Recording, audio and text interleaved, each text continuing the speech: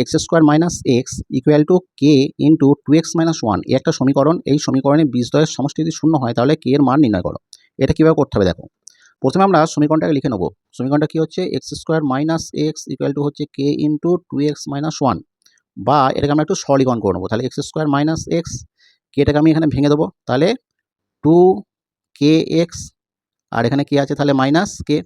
এবার সমস্ত এই বাঁ দিকে ডান দিকের যেগুলো রাইট হ্যান্ড সাইডে যে রাশিমালাটা রয়েছে সেটাকে আমরা লেফট হ্যান্ড সাইডে নিয়ে চলে আসবো। অর্থাৎ এক্স স্কোয়ার মাইনাস এক্স, তাহলে এখানে প্লাস আছে, তাহলে মাইনাস 2kx, এটা মাইনাস কে আছে, এটা প্লাস কে হয়ে গেল ইকুয়াল টু 0।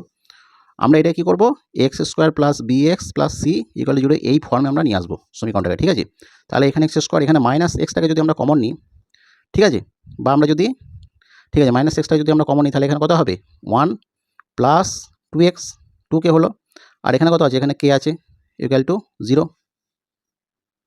তাহলে দেখো এরকম যদি একটা সমীকরণ হয় এবং এর একটা সমীকরণে একটা বীজ যদি আলফা হয় আর একটা বীজ যদি বিটা হয়, তাহলে আলফা প্লাস বিটা সমান এই সমীকরণটা কী হয়, মাইনাস বি বাই এ হয়। ঠিক আছে, এটা মনে রাখতে হবে।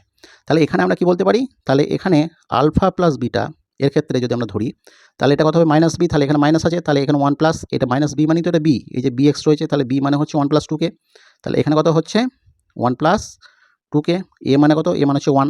ঠিক আছে, এবার দেখো এখানে কি বলছে যে সমীকরণের বীজদ্বয়ের সমষ্টি হচ্ছে 0, অর্থাৎ আলফা প্লাস বিটা এটা হচ্ছে 0।